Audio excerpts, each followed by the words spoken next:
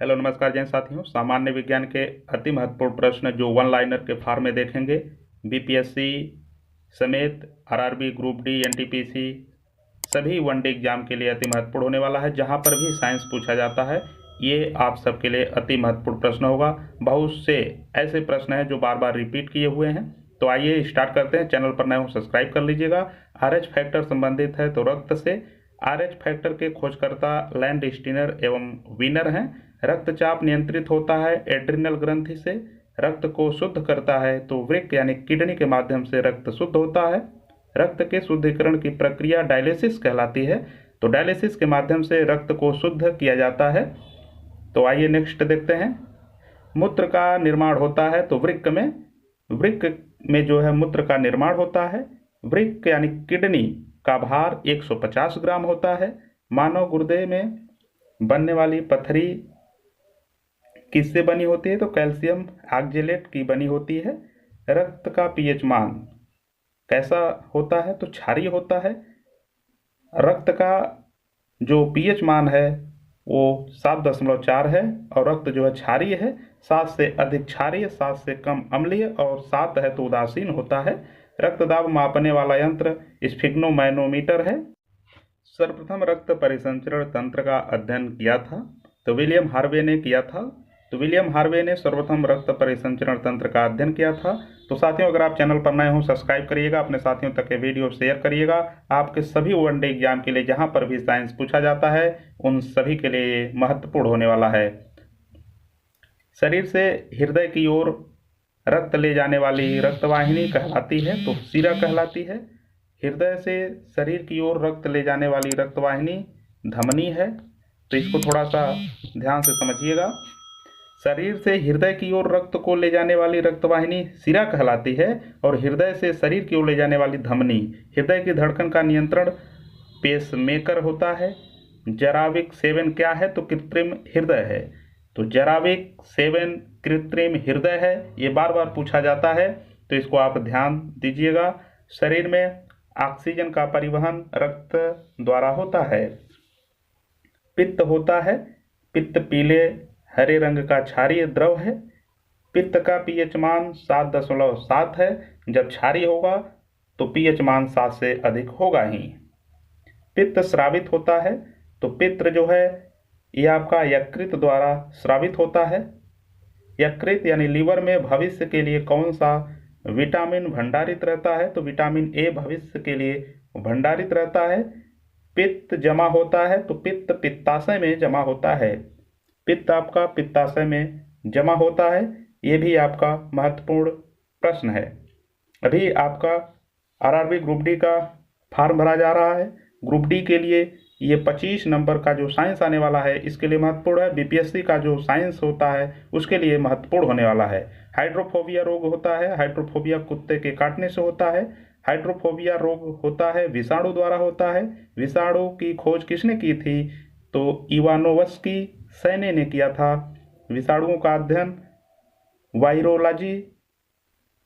रानीखेत बीमारी फैलती है तो वायरस द्वारा फैलती है। जंतुओं में होने वाली फुट एंड माउथ रोग होता है तो विषाणु के द्वारा होता है। जंतुओं में होने वाली फुट एंड माउथ रोग विषाणुओं के द्वारा होता है। तो विषाणुओं के द्वारा, जीवाणुओं के द्वारा, वायरस के द्वारा होने वाले जितने भी रोग हैं उनको आप लोग याद रख कर लीजिएगा।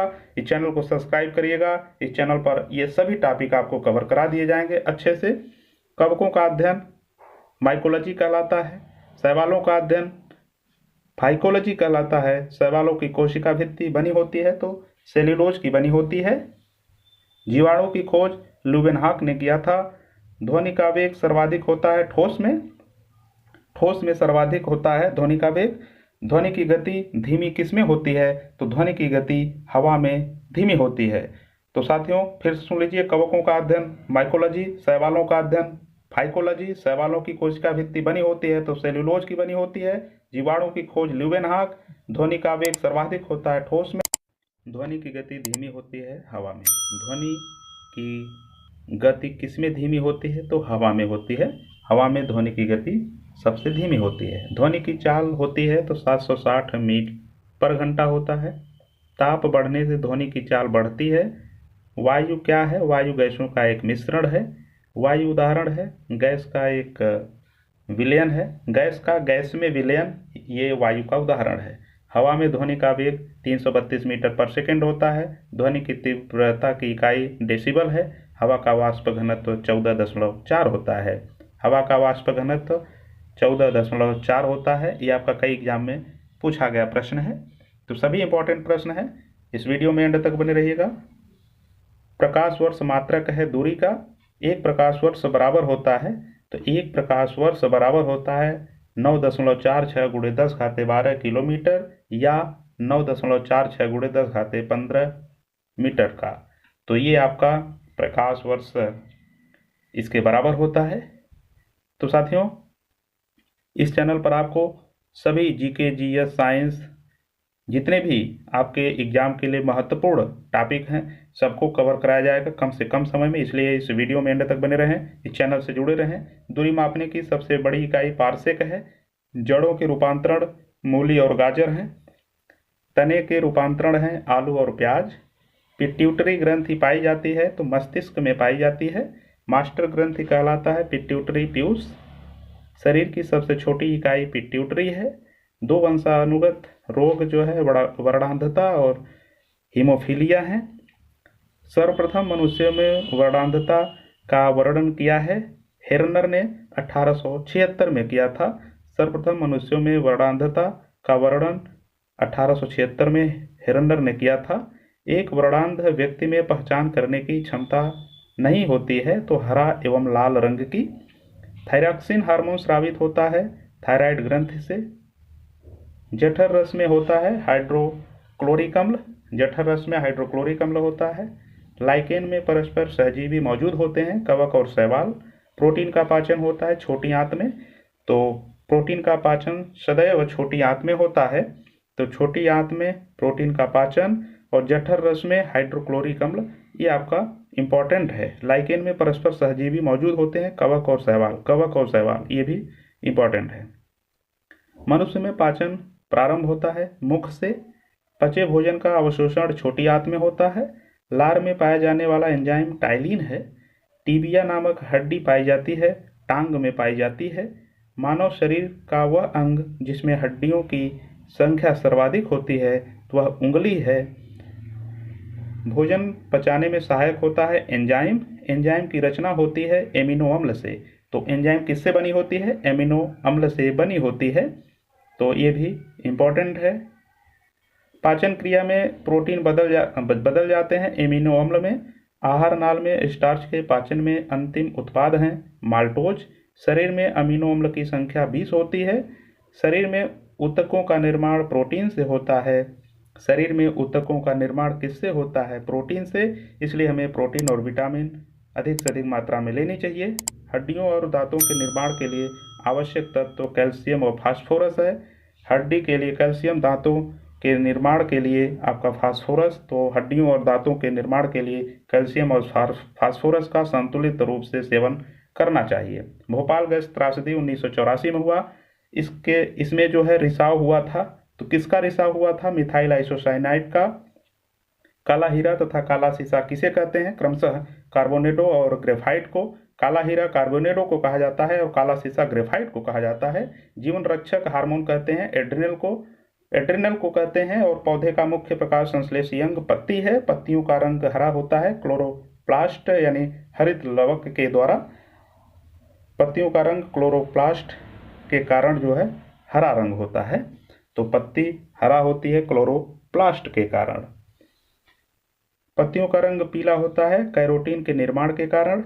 पर्णहरित यानी क्लोरोफिल में उपस्थित मुख्य धातु मैग्नीशियम है। वायुमंडल में ऑक्सीजन की मात्रा संतुलित होती है प्रकाश संश्लेषण द्वारा। पेड़ व पौधों द्वारा खाना तैयार करने की प्रक्रिया है प्रकाश संश्लेषण, फोटोसिंथेसिस। पेड़ व पौधों द्वारा खाना तैयार करने की प्रक्रिया प्रकाश संश्लेषण कहलाती है। ये प्रकाश संश्लेषण से संबंधित आपका BPSC, UPSC, RO, Bihar PCS से लेकर के यूपी पीसीएस तक, रेलवे ग्रुप डी, एनटीपीसी सभी एग्जाम में आपका वनडे के एग्जाम में छाया रहता है। प्रकाश संश्लेषण के लिए आवश्यक है CO2, जल, क्लोरोफिल और सूर्य का प्रकाश, ये चारों। प्रकाश संश्लेषण की क्रिया सबसे अधिक होती है तो लाल रंग के प्रकाश में होती है। प्रकाश संश्लेषण में ऑक्सीजन निकलता है जल से। प्रकाश संश्लेषण में ऑक्सीजन जल से निकलता है। प्रकाश संश्लेषण का प्रथम स्थिर यौगिक है फास्फोग्लिसरिक अम्ल। राइजोम पादप का भूमिगत प्रारूप है तना। दलहन की जड़ में पाया जाने वाला जीवाणु राइजोबियम है। पौधे नाइट्रोजन ग्रहण करते हैं नाइट्रेट के रूप में। पौधे नाइट्रोजन ग्रहण करते हैं नाइट्रेट के रूप में। प्रकाश संश्लेषण का प्रथम स्थिर यौगिक फास्फोग्लिसरिक अम्ल है। तो इस प्रकार से सभी इंपॉर्टेंट क्वेश्चन हैं। पादपों में जल तथा खनिज लवणों का संचालन होता है तो जाइलम द्वारा होता है। पादपों में बना खाद्य पदार्थ पौधे के विभिन्न अंगों में पहुंचता है फ्लोएम के द्वारा पहुंचता है। वह यंत्र जिसके द्वारा तने की वृद्धि दर नापी जाती है वह ऑक्जेनोमीटर कहलाती है। आत्महत्या की थैली लाइसोसोम को कहा जाता है। लाइसोसोम की खोज डी दुबे ने 1958 में किया था। प्रोटीन की फैक्ट्री राइबोसोम को कहा जाता है। प्रोटीन का संश्लेषण राइबोसोम द्वारा होता है। डीएनए की खोज वाटसन एवं क्रिक के द्वारा किया गया। डीएनए संश्लेषण का प्रतिपादन किया कार्नबर्ग ने किया था। डीएनए और आरएनए न्यूक्लिक अम्ल हैं। डीएनए का डबल हेलिक्स मॉडल को बनाया था वाटसन एवं क्रिक ने। डीएनए की इकाइयां न्यूक्लियोटाइड्स हैं।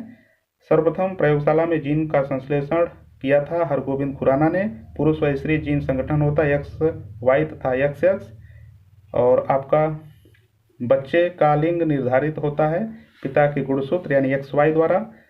पैतृकता सिद्ध करने में सहायक है डीएनए और फिंगरप्रिंटिंग टेस्ट।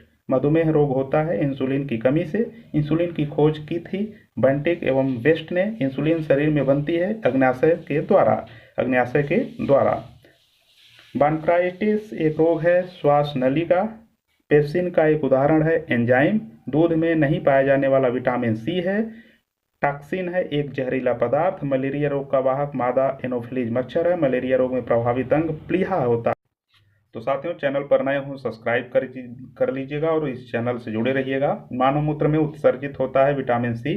मूत्र का पीएच मान 6 होता है। मूत्र का रंग पीला होता है यूरोक्रोम के कारण। मेढक के हृदय में 3 भाग होते हैं। मनुष्य के हृदय में कितने प्रकोष्ठ होते हैं? 4। रक्त के प्रवाह को रोकने के लिए किसका उपयोग किया जाता है?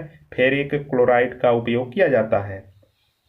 शरीर में प्रचुर मात्रा में पाया जाने वाला तत्व ऑक्सीजन। ऑक्सीजन मनुष्य के शरीर में सबसे अधिक मात्रा में पाई जाती है। मनुष्य के शरीर में जल होता है तो 65 से 80% होता है। मानव शरीर का सामान्य ताप होता है 58.6 डिग्री फ़ारेनहाइट या 37 डिग्री सेंटीग्रेड होता है। तो साथियों, उम्मीद करते हैं ये वीडियो आप सबके लिए महत्वपूर्ण होगा और आप इस चैनल से जुड़े रहेंगे। ऐसे ही सभी टॉपिक को कवर कराया जाएगा, सभी सब्जेक्ट को इस चैनल पर कराया जाएगा।